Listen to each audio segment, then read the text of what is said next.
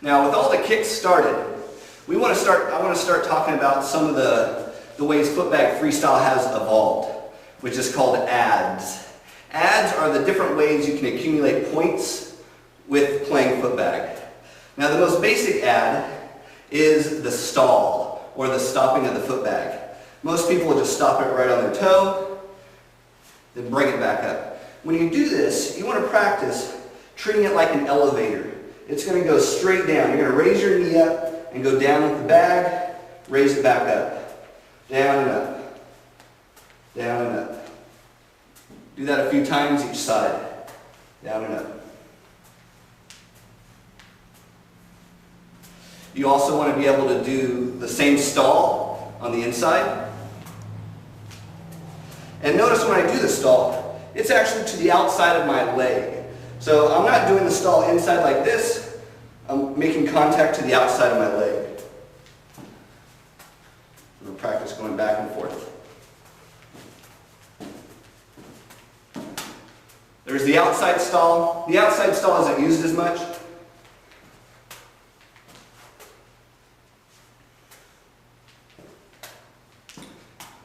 And that one I notice, that's more of a just keep it there.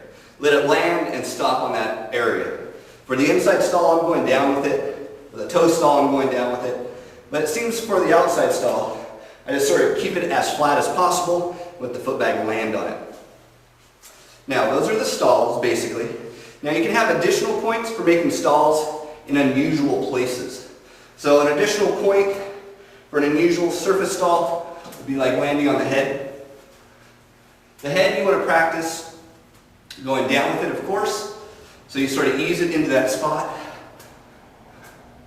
You also want to practice on the temples. The temples are real good areas because they're flat surfaces. Pop it back. Use the other hand, other side. And then when you get good, you want to sort of go between the areas. So I'll put it here, go to the other side, to the top, to the other side, other side. There's also the back of the neck. Toss it up, back of the neck. You want to bring your shoulders up and head up to make a little cradle back there.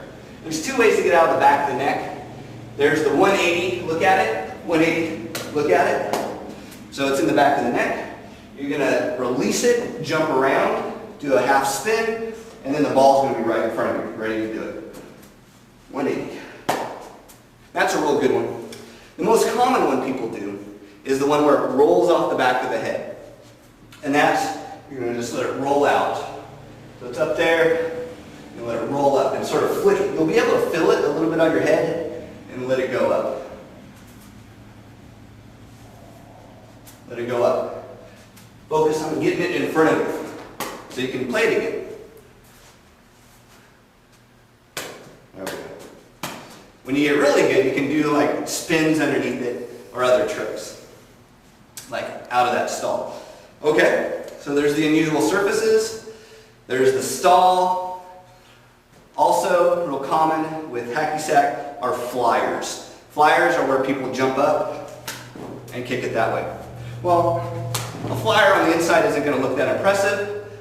So what usually is impressive is a combination between that flyer and another ad, which is called the crossbody. So let me talk about crossbody, and I'll combine the crossbody with the flyers. Okay, so crossbody is the other type of ad I haven't talked about, which is where you're going to cross your legs and do the stall or the kick on the opposite side of your body. So you cross, and that's where you get the crossbody look. That's the crossbody kick. And you get one ad for just kicking it, and you'll get one ad for stalling it. As always, you want to practice going both sides and stalling it. All right. Now, let's combine those flyers with that crossbody idea. Okay. The most common one is the flying clipper, or flying jester, or flying crossbody. It has a lot of different names. Now this is a really good trick that I wanted to show you today because a lot of people, they get this trick wrong, where they do it off balance. So to give yourself proper balance when doing this trick, you're going to raise the leg that's not kicking up first, So I'm not going to kick with my left, I'm going to raise it up first. I am going to kick with my right. So when I'm in this position, I'm going to jump up and I'm going to make that solid kick on the inside. Same idea going other side. You want to be able to do both directions. Lift the leg that's not kicking up, out of the way, and you're going to kick with the other leg flat. As always, you want to make sure it's as flat as possible.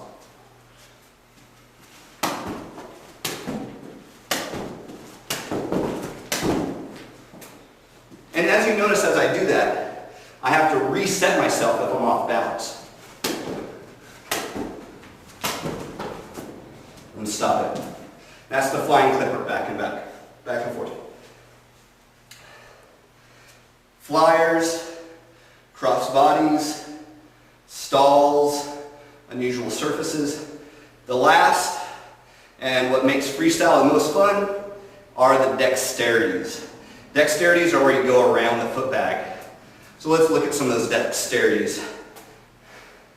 If it's on the foot, I can toss it up and have my foot go around it and back down. There's two directions. You want to practice both directions. In to out and out to in. In to out, toss it up, out to in. Now, you want to toss it up. You want to toss it up, let it go up, and then go around it. So you give yourself a good set, then do your dexterity. Set it, dexterity.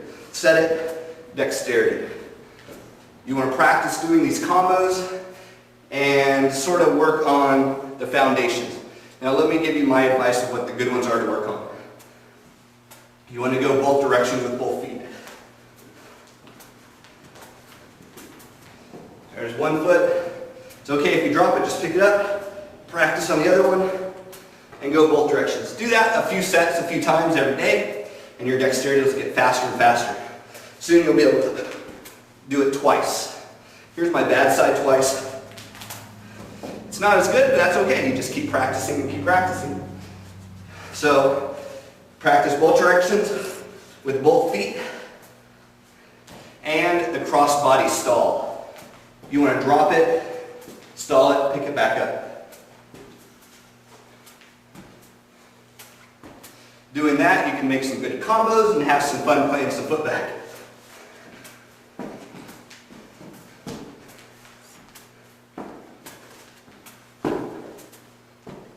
And that's a little bit of footbag freestyle foundations. Thank you.